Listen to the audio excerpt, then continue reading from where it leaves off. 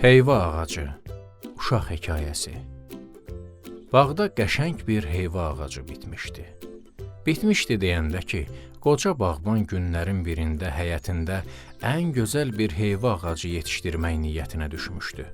Heyvan növlərini araşdırdı, bu torpaqda hansı növün daha yaxşı inkişaf eləyəcəyini müəyyənləşdirdi və həmin tingi tapıb gətirdi. Tingi həyətin daha çox gün tutan yerində əkdi. Əvvəlcə iri bir çala qazdı. Tingi çalaya qoyandan sonra kökün üstü örtülənə qədər qapqara meşə torpağı tökdü. Sonra peyinlə qarışdırılmış yumşaq torpaqla çalanı ağzına kimi doldurdu. Onun kökü rahat qidalanacaq, dedi. Sonra təmiz su gətirdi. Səliqə ilə suyu ağacın kökünə tökdü. Çalışdı ki, su kökün hər tərəfinə bərabər paylansın. Heyva ağacı bax belə əkildi. Bağban onu bir an belə gözdən qoymadı. Suyunu vaxtında verdi, dibini təmizlədi. Orada başqa otların bitməyinə imkan vermədi. Yaz günəşi təbiəti nura qərq edəndə qoca bağban demək olar ki, hər gün heyva ağacına baş çəkirdi. Bir gün körpə ağacın budaqlarında göz muncuğuna oxşayan tumurcuqlar göründü. Tumurcuqlar qanadlarını açıb uçmağa hazırlaşan nənəmuç böcəklərinə oxşayırdı. Bir neçə gündən sonra daha maraqlı bir mənzərə ilə qarşılaşdı. Muncuğa oxşayan tumurcuqların ucları aralanmışdı. Sanki nənəmuç böcəkləri qanadlarını açıb uçmağa hazırlaşırdı. Bağbanın gözləri yaz günəşi kimi işıqlanmışdı. Bir neçə gündən sonra tumurcuqlar sərçə dimdiyinə oxşadı.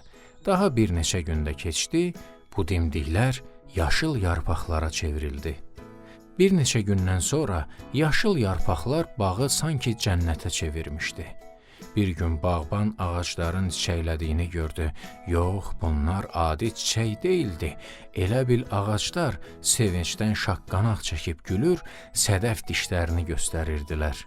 Qoca bağbanın ürəyi dağa dönmüşdü. O, ağaclarının bu sevincini görüb məhəbbətlə seyr eləyir, arabir onları lap canlı adamlar kimi sığallayırdı. Bu qayğını hiss elədikcə ağaclar nazlanırdı. Birazdan ağacların çiçəkləri yavaş-yavaş meyvəyə çevrildi. Onlar bağı meyvələri və yarpaqları ilə gözəl bəzədilər. Ağaclar özləri də bəzənməyi çox sevir. Onlar yarpaqlarını və meyvələrini budaqlarına elə səliqəli düzür ki, baxanda heyran qalırsan. Heyva ağacı da yaşıl yarpaqlarının arasında meyvələrini elə yerləşdirmişdi ki, sanki yaşıl səmada günəş doğmağa başlayır. Günlərin birində heyva ağacının ağlına gəldi ki, elə öz barından ikisini sırğa kimi qulağından assın. Belə də elədi.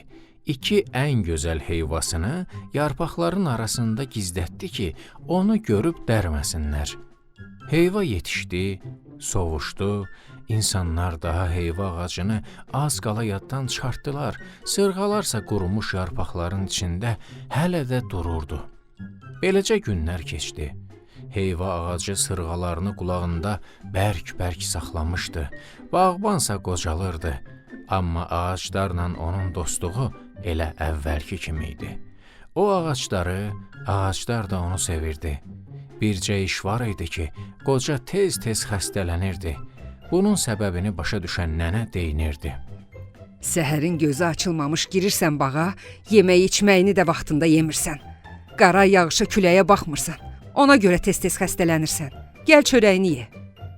Qoca bağban ürəyində deyirdi. Hey, mən doyunca yeyib yata da bilərəm. Məni saxlayan zəhmətdir.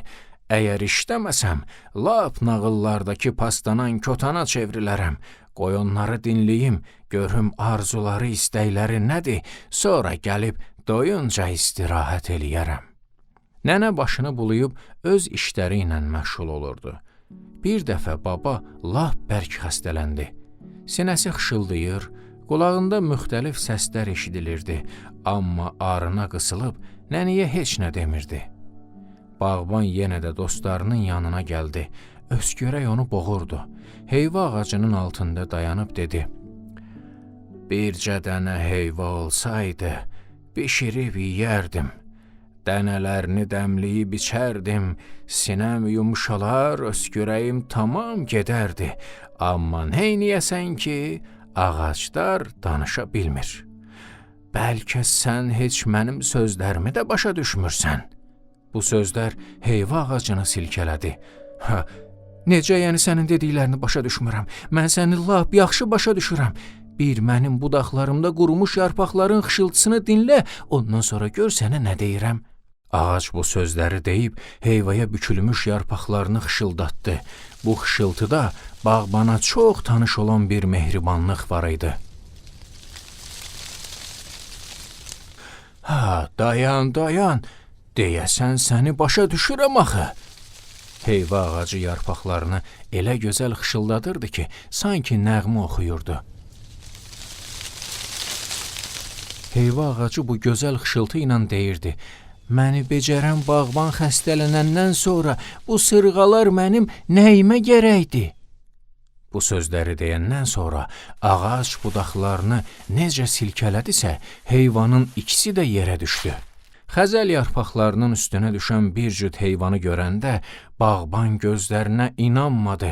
Top kimi yumru, sırğa çiçəyi kimi sapsarı olan bu meyvələr onun gözlərinə işıq, dizlərinə taqət gətirdi. Bağban dediyi kimi də elədi. Heyvaları bişirib yedi, dənələrini dəmləyib içdi, tamam sağaldı və ağacların dibini şumlamaq üçün bağa qayıtdı. Bağban sevimli ağacına yenə də yorulmadan qulluq eləyir. Hətta onun altına tökülmüş xəzəllərin də üstündə ehtiyatla gəzir. Onları əzmək istəmirdi. Axı onlar ağacın danışan dili idi. Aylar bir-birini əvəz eləyirdi. Payızdan sonra qış gəldi. Ağaclar yuxuya getdilər.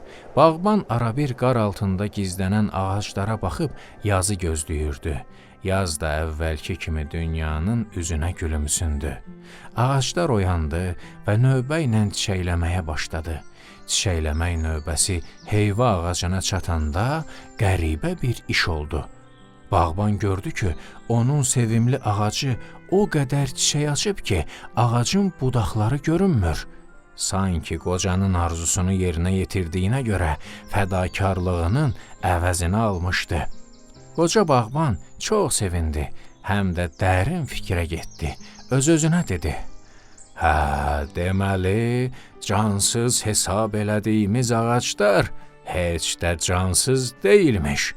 Sən onu nə qədər sevirsənsə, o da səni həmin qədər, bəlkə hələ biraz da artıq sevir. Haqlı deyirmişlər ki, hər kəsi yaşadan sevgidir. Bağban bağçadakı dostlarına sevgi bəslədiyini hiss elətdirmək üçün yenidən bağa qayıtdı və canı dildən işləməyə başladı. Hekayənin sonu. Hekayənin müəllifi Zahid Xəlil. Hekayəni siz əziz balalar üçün oxudular Kamal Yaşar və Təranə Ocaqverdiyeva.